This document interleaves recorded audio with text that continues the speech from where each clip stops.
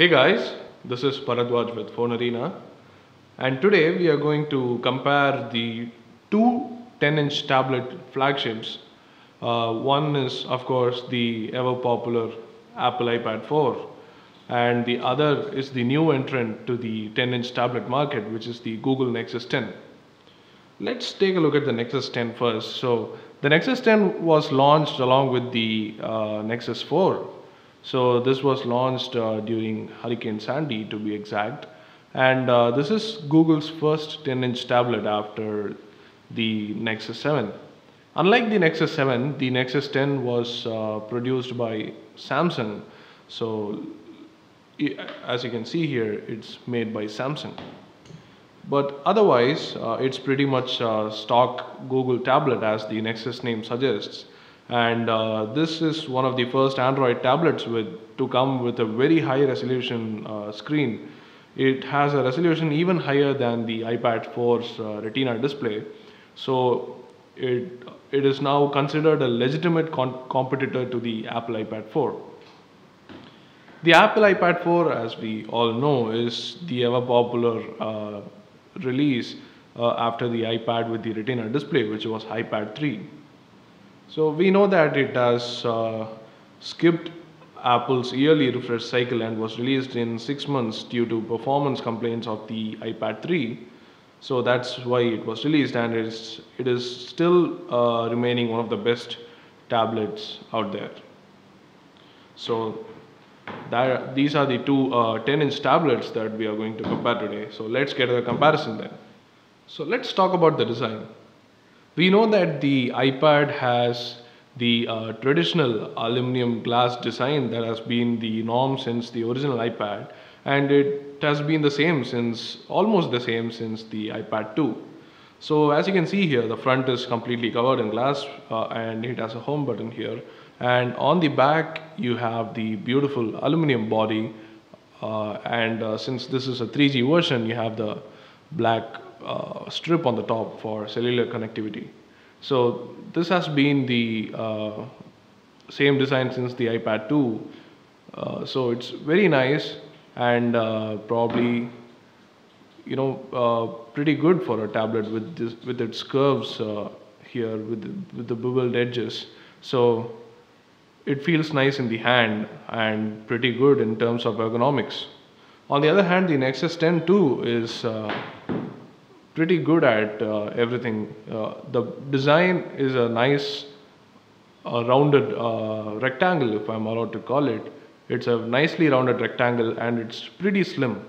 So the iPad 4 comes at 9.4 millimeters thick. So you cannot actually see the thickness in the perfectly in the video here, but if you measure it with a vernier caliper, it will say it's 9.4 millimeters thick, and that's the overall thickness.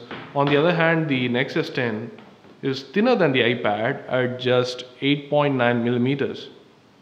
So that's even thinner than the iPad, which means that it will be very easy to hold. And this Nexus 10 has a Gorilla Glass 2 on the front. There are no buttons on the front, only software buttons for Android, which has been that way since Android ICS launched, or even Honeycomb. Since Honeycomb, it's been like that. So that's the front for you. And interesting thing is, on the back, unlike other Samsung tablets, probably by the mandate of Google, they have opted for a soft touch plastic. It feels very rubbery and extremely grippy. So it's a pleasure to hold in any way. Even in portrait, it might be a little tippy, but it is a pleasure to hold. And this is probably one of the best built Android tablets we have seen, because the texture here is great and even the design looks great with the soft touch plastic. As you can see, the Nexus brand and the Samsung brand here, which looks very nice, like inverted bevels on the surface of the back. So that's about the design, and of course, as we said earlier, the build and the ergonomics are very good and the tablet is nice to hold. Coming to the weight of both these tablets, the iPad 4 weighs in at 604 grams. It's pretty heavy, and we would say that it's as heavy, which hinders the portability. And the Nexus 10, on the other hand, is even heavier than the iPad 4. So it weighs in at 652 grams. But the advantage of the Nexus 10 is that the weight is evenly distributed and doesn't seem that heavy. It seems light, but it is heavier than the iPad 4, which is a good testament to the build quality and the weight distribution of the Nexus 10. It's a pretty good thing. I mean, even if you hold it in one hand, it's pretty easier to hold, and you don't feel the weight of the 600 and extra 50 grams. But on the other hand, the iPad is very unwieldy to hold and pretty heavy for the build, but we can expect that because this is aluminum and this is plastic. Very surprising that the Nexus 10 feels a lot lighter than it's supposed to be. So that's for the design, build, and the ergonomics of these two devices.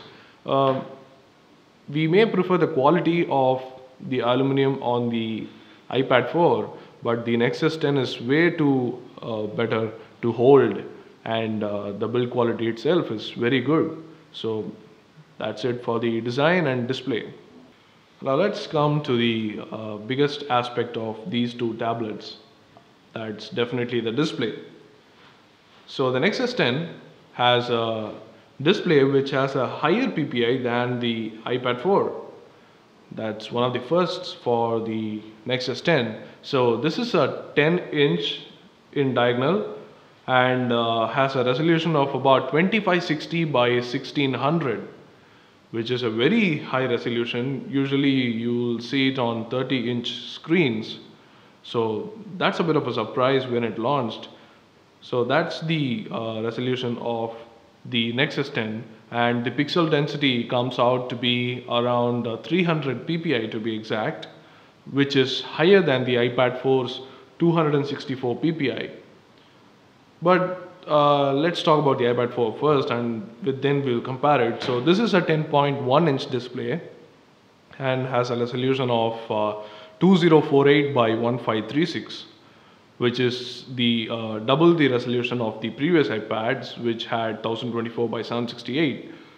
So this is a 4:3 form factor display, and oops, that was just Siri accidentally launching. Anyway, let's continue. So this is a 4:3 aspect ratio display, and this is a 16:10 aspect ratio display. So that's pretty much it for the iPad 4. And when we compare these two displays, the resolution is definitely better on the Nexus 10, but that doesn't count for a lot of advantages, to be honest, because the display made by Samsung, which is a TFT screen, kind of washes out at various angles. So as you can see right now, the display is washing out, and when I tilt it, you can see the colors are very accurate at head on, but when I tilt it, it completely washes out, and that's not actually good for a good movie viewing experience. So that's why the display is not too good. Even if the PPI is very higher, the display color accuracy and the washing out kind of plays against it. But otherwise, web browsing on this display is a complete pleasure, and it's a joy to behold. It has excellent pixel density, so it's like actually reading it on paper, and that's actually pretty good.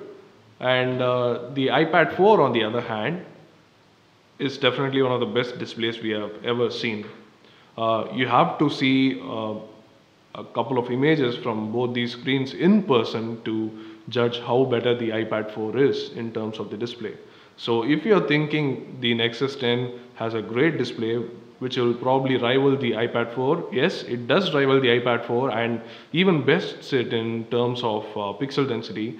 But when it comes to viewing angles, as you can see there, the colors are absolutely spot on at any angle. So when it comes to color accuracy and even the resolution, this is pretty good enough for a 10-inch screen. I mean, come on, what do you expect? How much ever resolution do you want it to extend into? So amazingly crisp, amazingly accurate, and this is probably the best screen we have ever seen. So that's for the display. That definitely goes to the iPad 4. So let's talk about other hardware features of the iPad 4 and the Nexus 10. So the iPad 4 has a FaceTime camera, which is a 1.2 megapixel unit on the front. This is a front-facing camera capable of HD video recording and HD video calls. So that's 1280 by 720. And the Nexus 10 has a 1.9 megapixel front-facing camera. The front-facing camera again is capable of HD video recording, which means 1280 by 720 again. And on the back, both these tablets have a 5 megapixel unit. The only difference is that the Nexus 10 has a single LED flash attached right next to it, but otherwise pretty much the same. This is a 5 megapixel unit, and the iPad 4 too has 5 megapixel unit on its back. They call it the iSight camera. So for us it's kind of ridiculous to compare these two cameras, as the tablets are not usually meant for taking photos, and when the trend changes we might be possibly looking into taking that into comparison. So that's for the external hardware features and differences between the two. So let's get to the internal hardware features, which means that we'll be taking a look into the SoC details of both these devices. So both these tablets are pretty much very powerful, mainly because of the Retina screen on the iPad and the very high resolution screen on the Nexus 10. So what we have on the Nexus 10 is Exynos 5250 SoC, which means that there is a dual core ARM Cortex A15 processors built into it, and there is a quad core Mali T604 chip inside it for graphics. So that's what driving this high resolution display. So the Nexus 10 is supposed to be very powerful, and this is probably one of the only tablets in the world that can handle this resolution. So that's the Exynos 5250 for you, which is the only SoC in the world right now that can handle 2560 by 1600 screens on a tablet. On the other hand, the iPad 4 has the Apple A6X chip, which means that there is a dual core processor very similar to the ARM A15 architecture, but this is a custom designed Apple architecture, and it's running at 1.4 gigahertz, and it has 1 gigabyte of RAM, whereas the Nexus 10 has 2 gigabytes of RAM. On the graphics side, the iPad 4 has PowerVR SGX 554 MP4, which means that it's a quad-core processor, quad-core graphics processor, and that's similar to the Nexus 10 too. So specs-wise, both these tablets are highly comparable, and they almost match it. That's why we consider the Nexus 10 to be a legitimate competitor to the iPad 4. And when it comes to other hardware features, there are pretty nifty features on the Nexus 10. So the Nexus 10 has dual side NFC, which means that the tablet will have NFC on the front as well as the back side. And it has dual MIMO Wi-Fi antennas, which means that the range of the Nexus 10's receiver is very higher. So you can probably take it out or outside of your home and still receive your Wi-Fi signal on this device. So that's pretty much the advantage of the MIMO antennas. And also, before we forget to mention, the processor on the Nexus 10, which is a Exynos 5250, runs at 1.7 gigahertz, while the Apple iPad 4 runs at a 1.4 to 1.5 gigahertz. So let's talk about the internal storage options then. The iPad comes in 16, 32 and 64 GB varieties, and the Nexus 10 comes with 16 and 32 GB varieties. So one interesting thing to note that the Nexus 10 doesn't come with a cellular variant. So only Wi-Fi variants available and only 16 and 32 GB, while the iPad 4 comes in the cellular variant which we have right here, and also 16, 32 and 64. Also the cellular radio is capable of LTE, which is 4G cellular networks. So when we take a look at the iPad's hardware, we can see that it has only one connectivity port, that is the Lightning port here, and otherwise it's pretty much basic. We have the 3.5 mm connectivity jack here, but otherwise aside from that, the Lightning port and the 3.5 mm jack, there is nothing much to do with input or output from the iPad. But the Nexus 7 has a couple of extra ports. So there is a micro HDMI port on the side, which you can use it for display mirroring, as well as probably run apps through HDMI on your big screen TV. And also it has a micro USB port here, and there is a 3.5 mm jack. And on the bottom you have a Pogo dock connector, which is called I don't know why, but it is called a Pogo dock connector. This can be used for Nexus docks. So this has been standard since the Galaxy Nexus, and it's present on all the Google Nexus devices. So that's it for the differences and the comparison of the hardware of these two devices. So what we are trying to say is the Nexus 7 has a bit more features in terms of hardware, but otherwise when you consider the options that you're getting, there is no cellular version here, and of course the iPad 4 comes with a cellular version. And before we forget, we have to talk about another most important aspect of the tablet is the speakers. So the Nexus 7 has stereo speakers on the front, and the iPad has a single mono speaker on the back. But when you compare the performance of both, you will easily prefer the iPad over the Nexus 10. We will tell you why, because even though the Nexus 10 has a stereo speaker output, it's highly distortioned and probably not of the quality that we would want. You can never hear the low frequency bass sounds on the Nexus 10, unlike the iPad 4, which performs amazingly well for any situation. It's high fidelity, and the speakers are amazing, and you should hear it in person to believe it.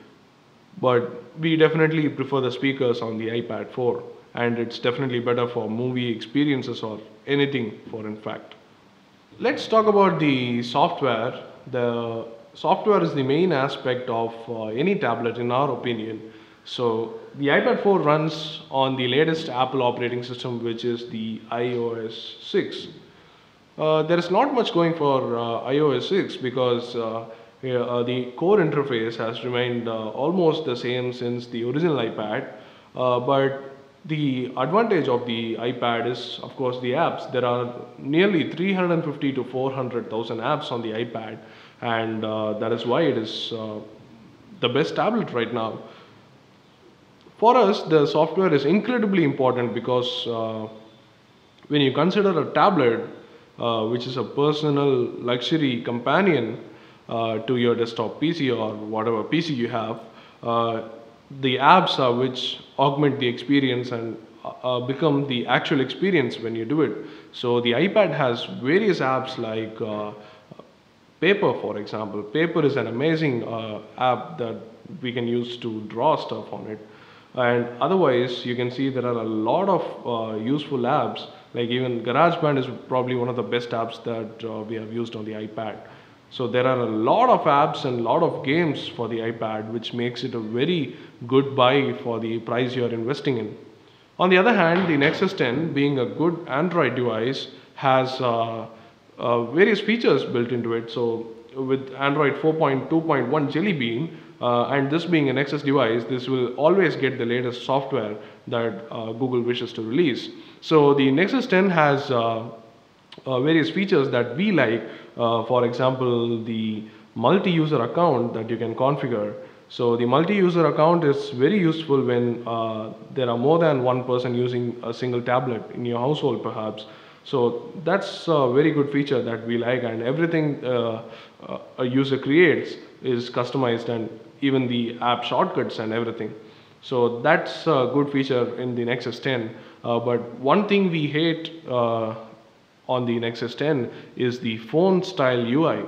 So as you can see in the landscape, it pretty much resembles a huge phone. The UI is exactly the same. Even in Honeycomb, the design was suited for a tablet with home buttons on the left and notification on the side.